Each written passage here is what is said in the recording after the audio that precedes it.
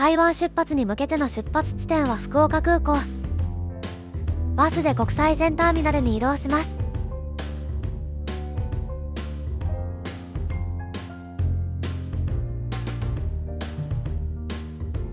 搭乗手続きをしてラウンジチケットもいただいたので、早速福岡空港のラウンジ福岡へ向かいます。大きめの案内は出ているけど、こんなところにあるんだ。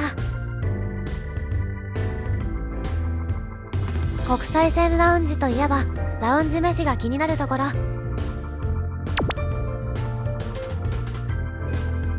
そんなにバラエティ豊かというほどではありませんが、小腹が空いた方にはちょうどいい。現に私たちも朝食抜きできたのでお腹ペコペコです。カレーもあります。冷蔵庫にひっそりといちごロールケーキとシャルドネが。あとは各種お酒。朝から黒ビール。平日のラウンジ福岡は程よく人がおり、適度な間隔を保てたので快適でした。こちらのラウンジで少しだけ小腹を満たして最近できた新ラウンジへも行ってきました。 KAL ラウンジはこの時間はやってないと。さらに奥にあるラウンジタイムはいわゆるカードラウンジです。出来たてラウンジなので綺麗でデザイン性のある感じ。長いソファーがゆっくりくつろげるのでありがたいです。ここはドリンクの提供のみ、ビールとおつまみは有料です。福岡空港から台北桃園空港へ旅立ちます。台湾の航空会社であるエバー航空で行きます。エバー航空って航空格付け会社スカイトラックスから8年連続で5つ星を獲得している航空会社なんですよ。コロナ明け初めての海外旅行なのでワクワクします。しかもビジネスクラスに乗るのでワクワクさんです。でも台湾まで2時間ほどのフライトなのでビジネス使うのもったいないかもという思いが少しよぎった。だがしかしいざビジネスクラスを見るとこれこれと言わんばかりの興奮でした。中2列は仕切りでプライベート空間を保てますし、開ければ顔を見て話もできます。見よこのプライベート感。もちろんフルフラット可能。ウェルカムドリンクはシャンパンとハニーレモンまたは水と言われました。夫はシャンパン、私はハニーレモン。ハニーレモンが深い味わいでとても美味しかったです。スリットは肌触りがとても良い。ヘッドホンはサンダーシュ製です。耳の接地面が柔らかくてとってもつけ心地が良く、雑音も入ってきませんでした。さてさて福岡空港を飛び立つと、すぐ CA さんたちが機内食の準備に取り掛かります。日本食、西洋料理、台湾料理から選べます。台湾料理はなんとディンタイフォン。夫はせっかくなのでディンタイフォンを選びました。機内食でディンタイフォンが食べられるなんて人気度が伺えますね。ディンタイフォンコースではこのような牛肉麺や時として小籠包が出たことがあるみたい。夫曰くちょっと物足りなかった様子。牛肉の厚みがすごい。ディンタイフォンコースのデザートはセールで出てきた。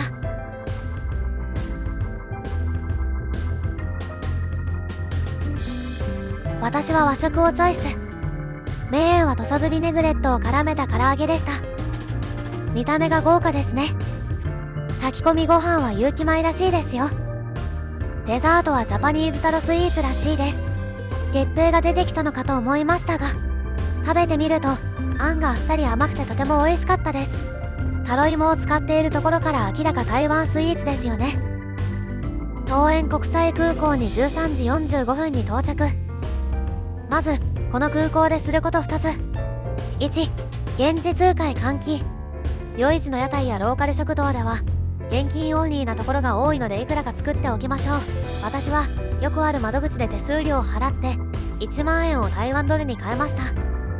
夫はレボリュートを使って手数料無料で換金。詳しくはブログをご参照ください。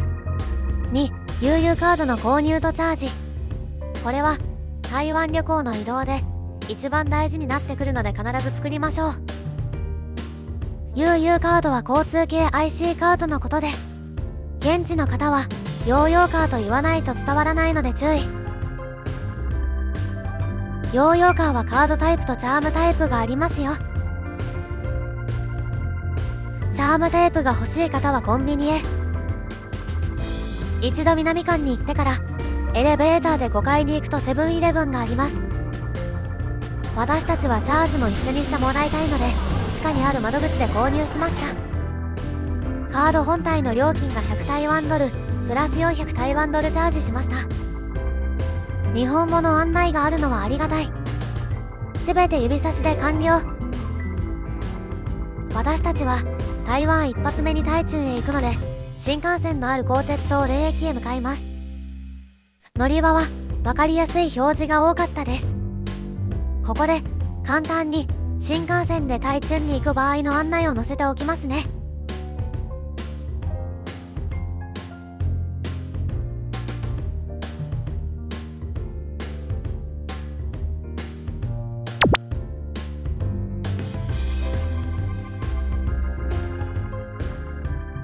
ここで今回の旅で重要な高鉄フリーチケットを入手します。先にクルックというアプリで事前購入済みなので発行をしてもらいます。今回の新幹線移動で半額で利用できたのでとってもおすすめのアプリです。フリーパスなので基本自由席なのですが、当日空きがあればカウンターで予約席を押さえてもらえます。このチケッツのトゥデイズチケットに並びます。パスポートの提示をするとこんなブックがもらえます。夕方だったので指定席は取れず激混みでした。時間によりますが利用者多いんだな。改札を出入りする際はパスポートとフリーパスを常にセットで見せなければなりません。高鉄台中駅に到着したのでお隣のジンウリー駅へ向かいます。広くてお店がたくさんありますね。この奥のここに向かってますよ。鈴みたいなマークだからこれ目指していく。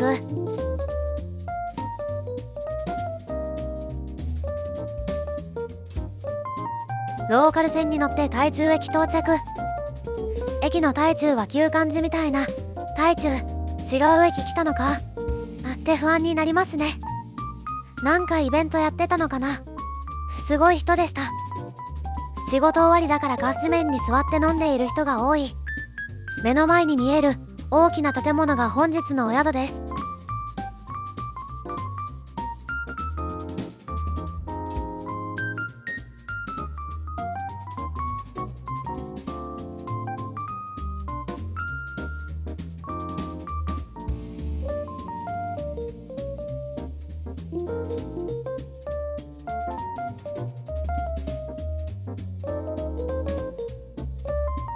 2022年8月にできたばかりのホテルです。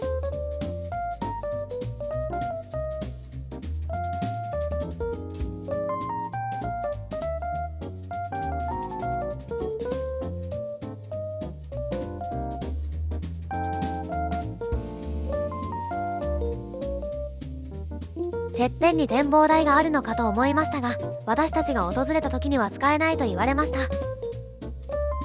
屋外プールもあるみたいなのですがまだ使えないみたいでした。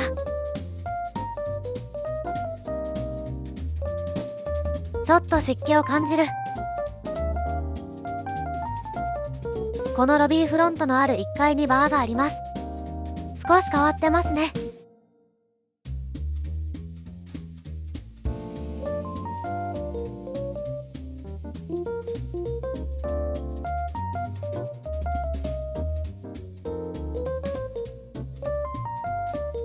お部屋へ行きます。7階のお部屋のようです。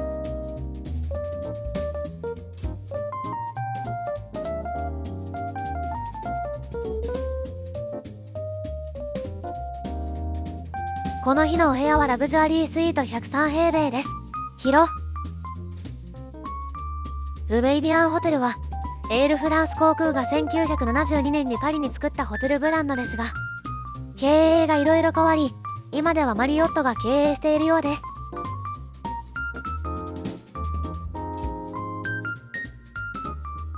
冷蔵庫はこんなところに。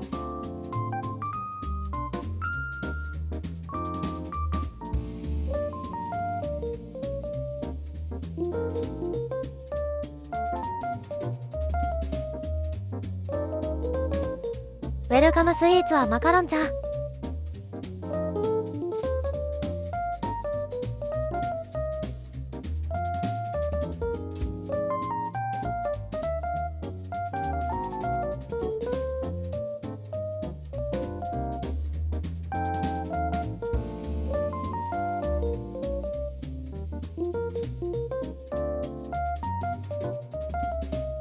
ベッドサイズは幅2メートルのワイドキングサイズ。ふかふかでとても寝心地が良かったです。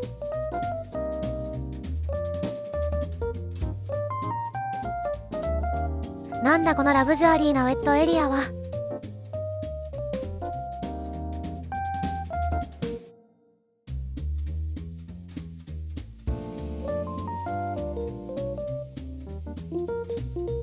奥の左にはトイレ、右はシャワールームです。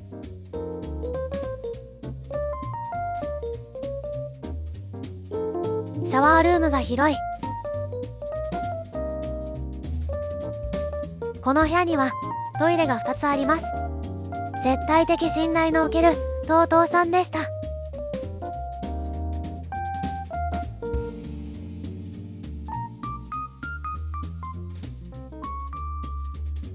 アメニティ入れが台湾っぽいデザインで可愛いですね。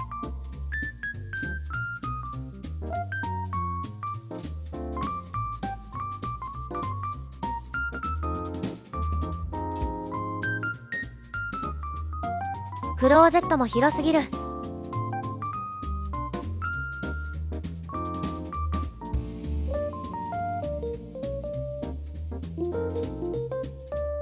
フロントに聞くと24階まであるのですが、現在は23階までしか行けないとのこと。23階にはジムとプールがあります。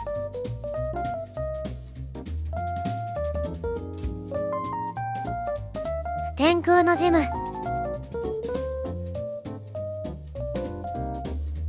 次はラウンジに行ってみましょう。ラウンジ自体は14時から22時まで空いています。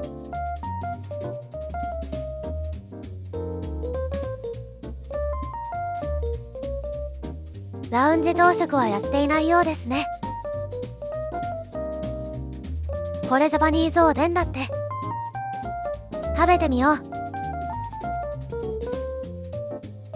もちろんコールドミールやドリトスやナッツ類、ホットミールもなかなか充実していました。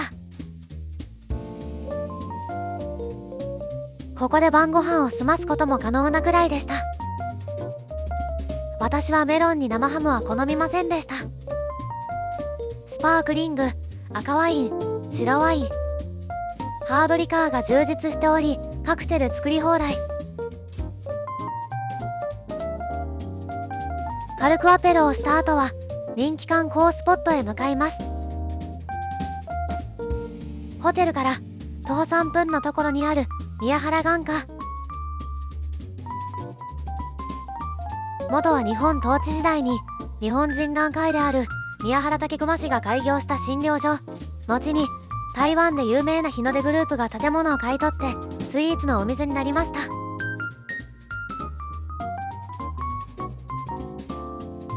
本当は明日の昼間に行くつもりでしたが、夜の雰囲気が素敵だったので立ち寄ってしまいました。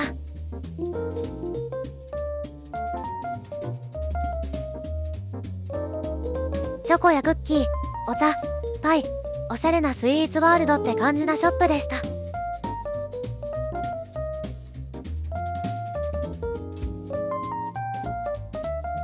宮原眼科はスイーツショップと2階にレストランがありますが、アイスクリームショップもありますよ。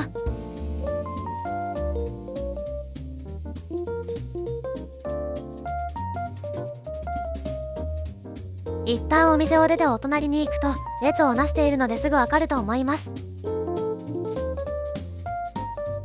種類がすごすぎてとりあえず番号で覚えて注文しなきゃと思っていたのですが、レジにメニュー表がありました。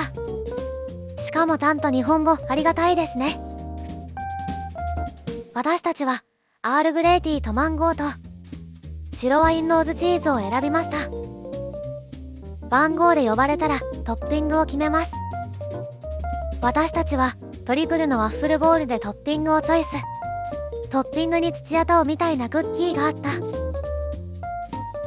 海外のアイスクリームって激甘だから心配していたらもう満体。ちゃんと美味しかった。私のおすすめはアールグレイティー。台湾なのでお茶系は間違いなさそうです。一つ一つがちゃんと美味しい。可愛すぎて寄り道していましたが、晩ご飯を食べに行きます。ルメリディアン台中から徒歩7分のところにある新栄春。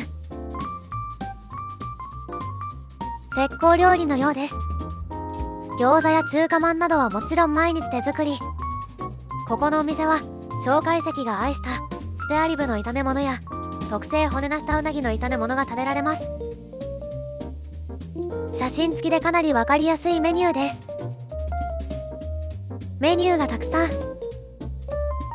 パイコーチャーハンとカニコ小籠包を食べてみました。蒋介石ちゃうんかいと言われそう。パイコーチャーハンは塩コショウでしっかりめの味付けの焼き飯といった感じの味で、台湾ならではの甘い香りのするお肉がとっても美味しかったです。あっさりした台湾ビールと相性抜群です。カニコ小籠包8個は一つ一つ大きめ。酢醤油に生姜を浸して一緒に食べるのが最高に美味しい。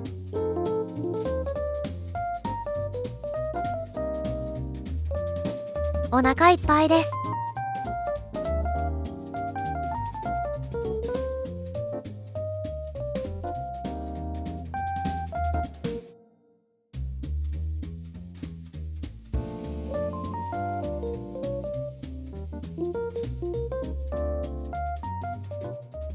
そのまま夢の中へ。ゆっくり起きてホテル朝食を食べに行きます。朝食会場へ向かうエレベーターが W ホテル間。海外ホテルの朝食って初めて見るようなメニューが多くてとても楽しいです。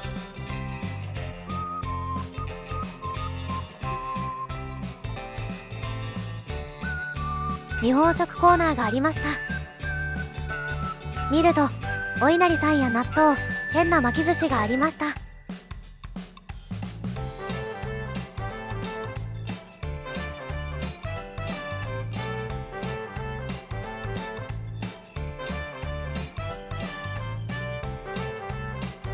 チーズ削り放題、シーザーサラダにしよう。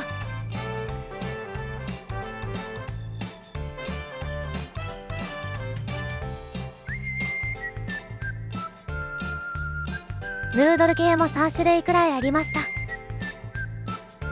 天津系と見るとテンションが上がる私です。4種類くらいありました。海鮮の湯や天津、エッグステーション。茶色いおまんじゅうみたいなのは黒糖っぽい香りがしたけど甘さはほぼなかった。海鮮かゆがとても美味しかった。ちょっと台中の街並みを散策してみませんか？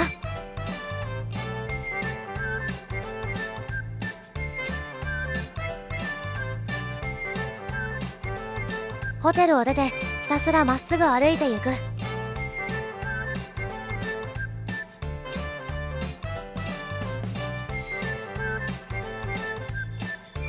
ホテル朝食もいただきましたが、実はここも行っていた。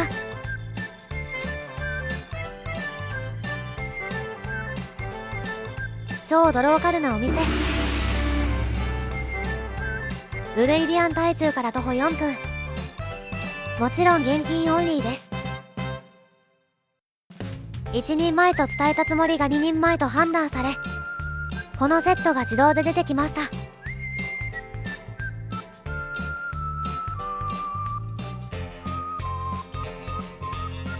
もち米の上にそぼろ肉が乗っています。お茶に見えるのはなんとかつおだし。かつおだしなんてそのまま飲む。ご飯激うま。このご飯めちゃくちゃ美味しい。全人類が好きなんじゃないかと思うくらい美味しかったです。煮卵と練り物は台湾独特の甘い香りがしました。これで80台湾ドル。激安が過ぎませんか？最高すぎる。かつおだしやっと飲んだと思ったら積極的に継ぎ足しに来てくれる。チェックアウトして高尾に向かうためローカル線の台中駅へ行きますよ。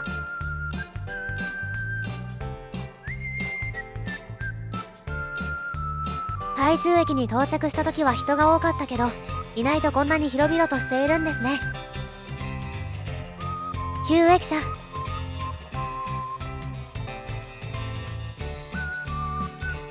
台中駅に到着した時は人が多くてちゃんと見れなかったのでちょっと散策。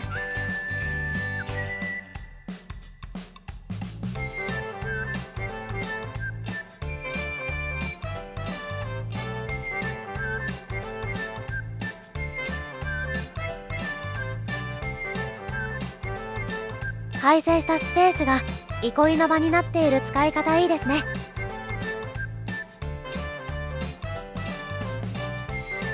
駅内にも飲食店がたくさんあるんですね。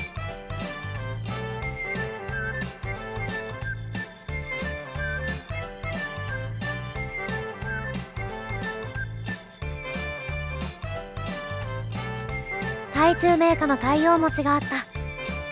味がわからないので購入をためらっていたのですが、バラ売りのお店があったので一つ購入。太陽を象徴した縁起のいいお菓子らしいです。